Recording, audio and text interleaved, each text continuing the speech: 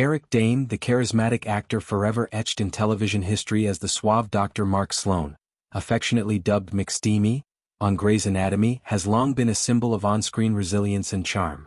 But behind the Hollywood facade lies a man grappling with one of life's most unforgiving adversaries, amyotrophic lateral sclerosis or ALS, a progressive neurodegenerative disease that robs its victims of muscle control with ruthless efficiency. At 52, Dane's recent disclosure about missing a highly anticipated reunion at the Emmy Awards isn't just a missed red carpet moment. It's a stark reminder of ALS' insidious grip, turning a celebratory evening into a hospital ordeal that underscores the unpredictable cruelty of chronic illness. The revelation came during a candid conversation with a major publication, where Dane peeled back the layers of his post-diagnosis life. He had been slated for a poignant return to the spotlight at the 77th Annual Emmy Awards in Los Angeles, an event buzzing with nostalgia for Grey's Anatomy fans. The medical drama, which ran for an astonishing 20 seasons, has become a cultural juggernaut, spawning catchphrases, memes, and a legion of devoted viewers who tuned in for the high-stakes surgeries and even higher-stakes romances. Dane's character, the plastic surgeon with a heart of gold and a jawline of steel, was a fan favorite, his steamy entanglements and heroic arcs leaving an indelible mark. The reunion was meant to be his triumphant re-entry, a chance to present alongside former co-star Jesse Williams, Jackson Avery himself, in a segment dripping with chemistry and callbacks. But fate, as it often does in the Grey's universe, had other plans. "I was in the hospital during the Emmys getting stitches put in my head," Dane shared bluntly, his words cutting through the glamour like a scalpel. The incident stemmed from a nasty fall, a seemingly innocuous mishap exacerbated by ALS' toll on mobility and coordination. What started as a routine evening devolved into emergency care, forcing Dane to forego the lights, the applause, and the camaraderie. "ALS is a nasty disease," he emphasized, his tone a mix of resignation and resolve. Diagnosed in April, the condition has already reshaped his world, attacking the nerves that control voluntary muscles, leading to weakness, cramps, and eventual paralysis. For Dane, whose physicality was once a cornerstone of his roles, from the brooding Derek Hale in Teen Wolf, the movie to the brooding Cal Jacobs in Euphoria, this betrayal by his own body is profoundly disorienting. The emotional fallout was immediate and raw. "I was really upset to miss the reunion," Dane confessed, his voice carrying the weight of what could have been. Presenting with Williams wasn't just professional, it was personal, a nod to shared history, late-night shoots, and the surrogate family forged in Seattle Grace's fictional halls. Fans, too, felt the void. Social media lit up with speculation about Dane's absence, from injury rumors to deeper health concerns. His non-appearance loomed large, a silent echo of the show's themes, life-altering traumas that demand adaptation. Yet Dane's admission, "There was nothing I could do about it," is a masterclass in acceptance, a philosophy he's honing amid chaos.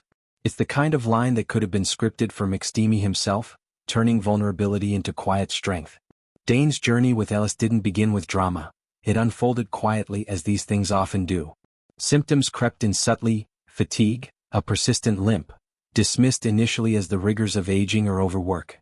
But by spring the diagnosis hit like a plot twist no one saw coming. Publicly announcing it was an act of bravery, thrusting a private battle into the public eye to destigmatize a disease that claims 30,000 lives in the U.S. alone. ALS, once whispered as Lou Gehrig's disease, has no cure, only management, and Dane's candor has amplified voices long sidelined. From Stephen Hawking's intellectual triumphs to modern advocates like Brian Wallach, ALS narratives are shifting from tragedy to tenacity, and Dane is adding his chapter. Post-diagnosis, Dane has channeled his energy into advocacy, a role that suits his empathetic core. Just last week he traveled to Washington, D.C., linking arms with the nonprofit I AM ALS, a grassroots powerhouse pushing for federal action.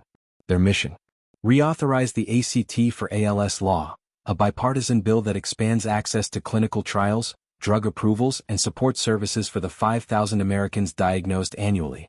Dane's presence at Capitol Hill wasn't ceremonial.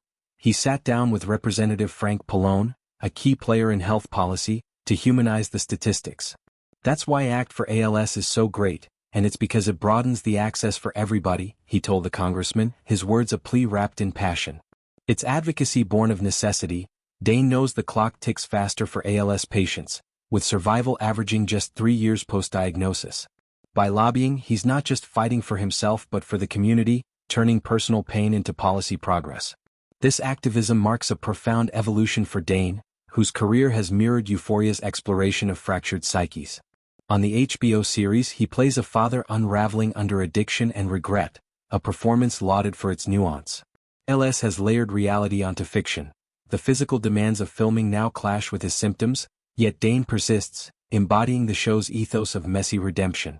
Off-screen, he's leaned on family, wife Rebecca Gayheart and their daughters, Billy and Georgia, for grounding. Gayheart, a fellow actor known for Scream 2, has been his steadfast partner since 2004, their bond weathered by tabloid storms, like the 2018 nanny scandal, and now this health odyssey. Dane credits them with his buoyancy. "They keep me going," he said in past interviews, a sentiment that echoes in his Emmy reflections.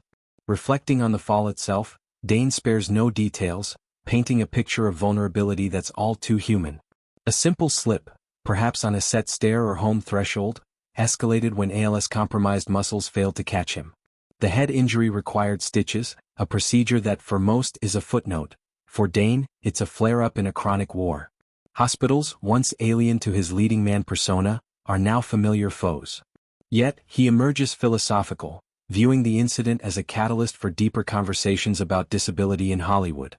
Where are the roles for actors with visible challenges? How does the industry accommodate without patronizing? Dane's questions, posed implicitly through his actions, challenge norms, much like his Grey's character pushed surgical boundaries. Fans' reactions have been a balm and a burden. Tributes flooded in post-announcement from co-stars like Ellen Pompeo, "We love you, Eric," to everyday viewers sharing their ALS stories. But there's grief too, for the McSteamy they knew, unscarred and unbreakable. Dane addresses this gently. Illness doesn't erase legacy, it enriches it.